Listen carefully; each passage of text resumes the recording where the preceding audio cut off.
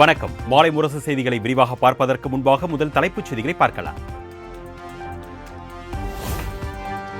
எல்லை தாண்டி மீன் பிடித்ததாக கூறி ராமேஸ்வரத்தைச் சேர்ந்த 8 மீனவர்கள் கைது. இலங்கை கடற்படையினர் மீண்டும் அட்டூழியம்.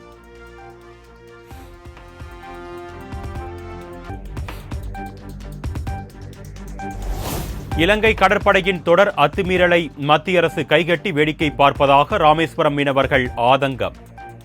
மீனவர்களை போராட்ட குணத்தில் தள்ளாமல் உடனடியாக நடவடிக்கை எடுக்க வலியுறுத்தல். மீனவர்கள் சிறைபிடிக்கும் போது, படகுகள் பிடிக்கும் போதெல்லாம் மாநில அரசாங்கம் மத்திய அரசாங்கத்துக்கு ஒரு கடிதம் அனுப்புறாங்க. ஆனா மத்திய அரசாங்கம் அந்த கடிதத்தை வாங்கி வச்சுக்கிட்டு மீனவர்கள் இழப்பு வச்சு அரசியல் பண்ணிக்கிட்டு இருக்காங்க. உடனடியாக இலங்கையில் உள்ள படகுகளையும் மீனவர்களையும் விடுதலை செய்யக்கூடிய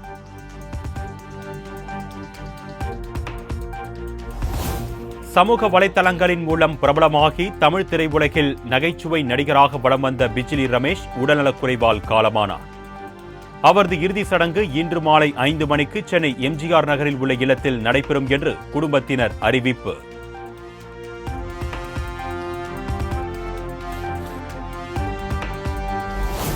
பெங்களூரு பரப்பன அக்ரஹாரா சிறையில் இருந்து வெள்ளாரி சிறைக்கு நடிகர் தர்ஷன் மாற்றம். சிறையில் சொகுசு வாழ்க்கை வாழ்வது போன்ற வீடியோ வெளியான நிலையில் முதலமைச்சர் சித்தராமையா நடவடிக்கை.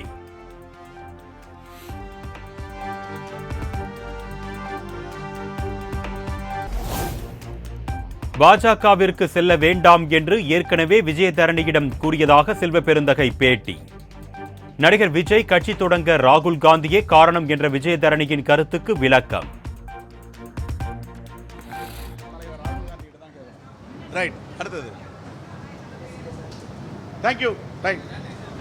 அங்க மரியாதை இருக்காது. இந்த தேசத்தில்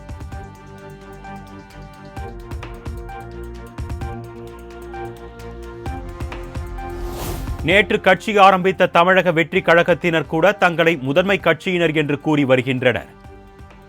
காங்கிரஸ் கட்சிக்கு சித்தாந்தம், வரலாறு இருக்கிறது என்றும் தமிழ்நாடு காங்கிரஸ் கமிட்டி தலைவர் செல்வ பெருந்தகை பேச்சு.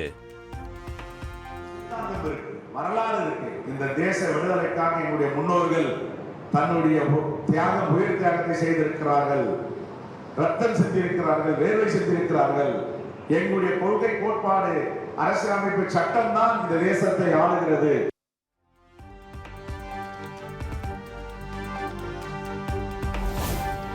அமெரிக்க அதிபர் ஜோ பைடனுடன் தொலைபேசியில் உரையாடினார் பிரதமர் நரேந்திர மோடி. இந்தியா அமெரிக்கா இடையிலான நல்லுறவு மற்றும் யுக்ரைன் வங்கதேச நிலவரம் குறித்து முக்கிய ஆலோசனை.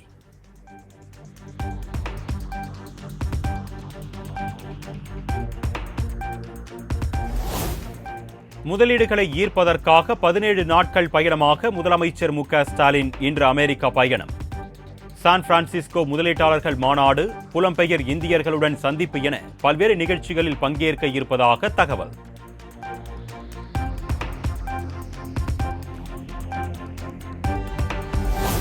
திமுக எம்பி தயாநிதி மாறன் தொடர்ந்த அவதூறு வழக்கு. எம்பி மற்றும் எம்எல்ஏக்களுக்கான சிறப்பு நீதிமன்றத்தில் எடப்பாடி பழனிசாமி இன்று நேரில் ஆஜர்.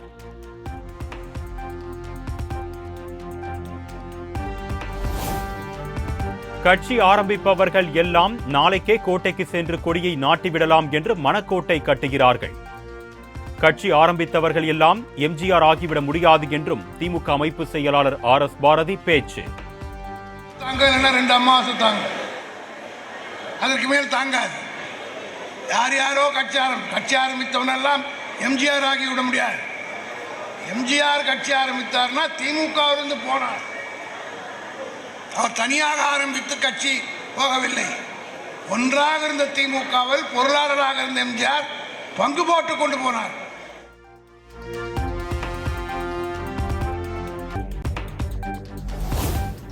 அமைச்சர் பொன்முடி மீதான செம்மண் குவாரி முறைகேடு வழக்கு. விழுப்புரம் முதன்மை மாவட்ட நீதிமன்றத்தில் இன்று மீண்டும் விசாரணை.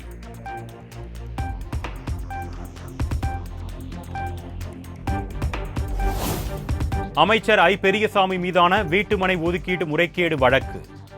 குற்றச்சாட்டு பதிவுக்காக அமைச்சர் ஐ. பெரியசாமி இன்று நேரில் ஆஜராக உத்தரவு.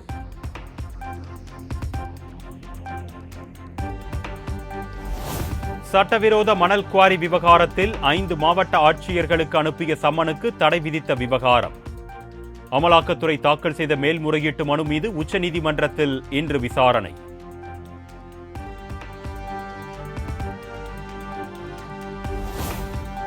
அகவிலைப்படி உயர்வு உள்ளிட்ட கோரிக்கைகளை வலியுறுத்தி போக்குவரத்து ஓய்வூதியர்கள் சார்பில் இன்று தமிழ்நாடு தழுவிய மறியல் போராட்டம்.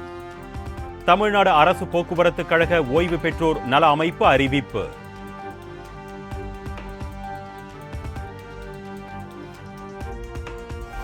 அரசு போக்குவரத்து தொழிலாளர்களுடன் இன்று 15வது ஊதிய ஒப்பந்த பேச்சுவார்த்தை. போக்குவரத்து தொழிற்சங்கங்களுக்கு ஊதிய ஒப்பந்த பேச்சுவார்த்தை குழு அழைப்பு.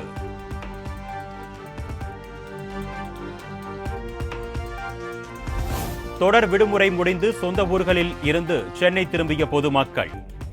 செங்கல்பட்டு மாவட்டம் பரனூர் சுங்கச்சாவடியில் அணிவகுத்து நின்ற வாகனங்களால் கடும் போக்குவரத்து நெரிசல்.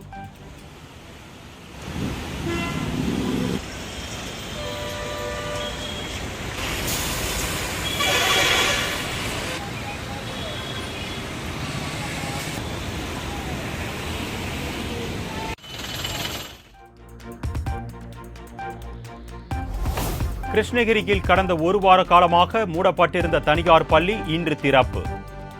பள்ளி முழுவதும் 38 சிசிடிவி கேமரா பொருத்தப்பட்டிருப்பதாக பள்ளி கல்வித்துறை அறிவிப்பு.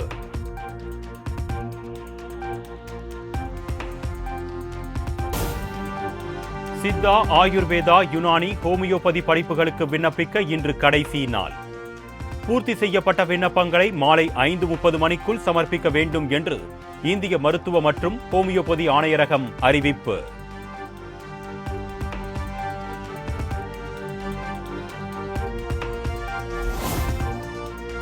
கல்வியியல் கல்லூரிகளில் பிஎட் மற்றும் எம்எட் படிப்புகளுக்கான தேர்வுகள் இன்று தொடக்கம்.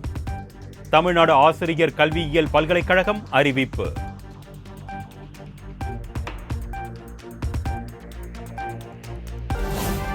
கன்னியாகுமரி மாவட்டம் வடசேரியில் சதுர்த்தியை முன்னிட்டு விநாயகர் சிலைகள் விற்பனை அமோகம். 150 ரூபாய் முதல் 5000 ரூபாய் வரை விற்பனை செய்யப்படும் சிலைகளை ஆர்வத்துடன் வாங்கி செல்லும் பொதுமக்கள்.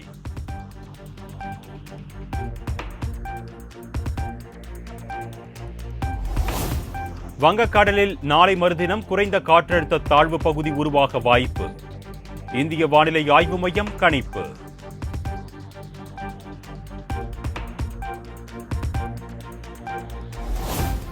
வரும் செப்டம்பர் 1ஆம் தேதி வரை தமிழ்நாடு மற்றும் புதுச்சேரியில் மிதமான மழைக்கு வாய்ப்பு. சென்னை வானிலை ஆய்வு மையம் கணிப்பு.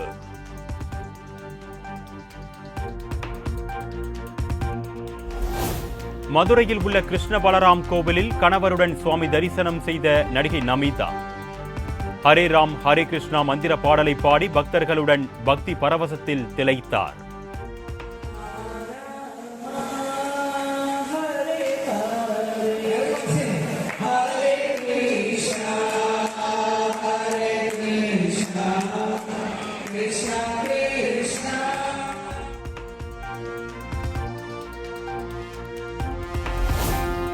குஜராத்தில் பல்வேறு பகுதிகளில் இடைவிடாது வெளுத்து வாங்கி வரும் கனமழை.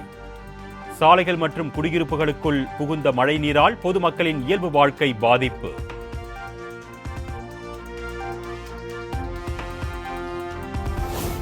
குஜராத்தில் கட்ச், கேடா, நவ்சாரி உள்ளிட்ட பல்வேறு பகுதிகளுக்கு இன்று மிக கனமழைக்கான ரெட் அலர்ட் விடுப்பு.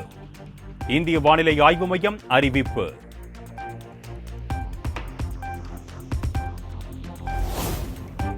டெல்லியில் பல்வேறு பகுதிகளில் நள்ளிரவில் காற்றுடன் கூடிய மிதமான மழை. வெப்பம் தணிந்து குளிர்ச்சியான சூழல் நிலவியதால் பொதுமக்கள் மகிழ்ச்சி.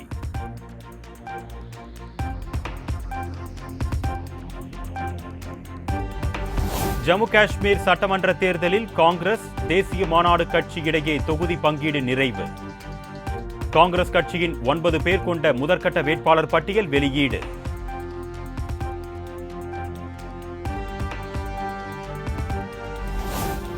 டெல்லியில் உள்துறை அமைச்சர் அமித்ஷாவை சந்தித்த ஜார்க்கண்ட் முன்னாள் முதலமைச்சர் சம்பாய் சோரன்.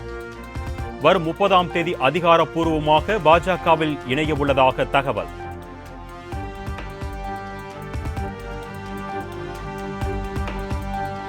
புதிய மதுபான கொள்கை முறைகேடு தொடர்பாக சிபிஐ தொடர்ந்த வழக்கில் டெல்லி முதலமைச்சர் அரவிந்த் கெஜ்ரிவாலின் நீதிமன்ற காவல் நிறைவு. டெல்லி ரவுஸ் அவென்யூ நீதிமன்றத்தில் இன்று மீண்டும் ஆஜர்படுத்தப்படுவார் என எதிர்பார்ப்பு.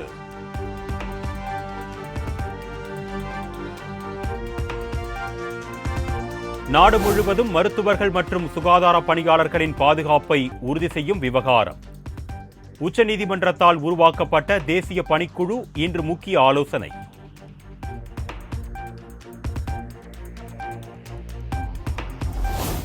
கேரளாவில் நடிகர்கள் மற்றும் இயக்குநர்கள் மீது அடுத்தடுத்து சுமத்தப்படும் பாலியல் புகார்களின் எதிரொலி.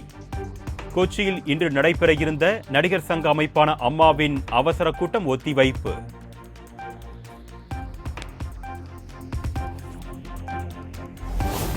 நாடு முழுவதும் ஆதார் அட்டையை கட்டணமின்றி புதுப்பிக்க கால அவகாசம் நீட்டிப்பு. செப்டம்பர் மாதம் 14ஆம் தேதி வரை புதுப்பித்துக் கொள்ளலாம் என்று ஆதார் ஆணையம் அறிவிப்பு.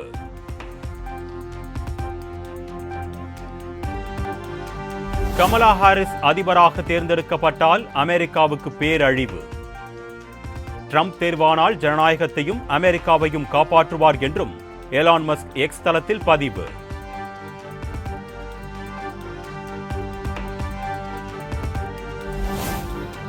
வெளிநாட்டைச் சேர்ந்த தற்காலிக ஊழியர்களின் எண்ணிக்கையை குறைக்க கனடா பிரதமர் ஜஸ்டின் ட்ரூடோ திட்டம். இளைஞர்கள் மற்றும் புலம்பெயர்ந்தோரிடம் நிலவும் வேலையின்மை திண்டாட்டத்தை போக்க இருப்பதாக தகவல்.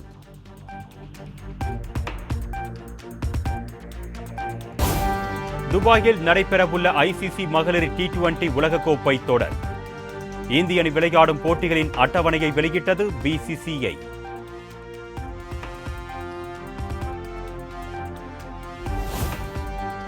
உலக டெஸ்ட் சாம்பியன்ஷிப் தொடரில் பாகிஸ்தான் அணி வீரர் முகமது ரிஸ்வான் சாதனை. ஒரே போட்டியில் 2 இன்னிங்ஸ்களிலும் அதிக ரன்கள் விளாசிய விக்கெட் கீப்பர் என்ற சாதனையை படைத்தார்.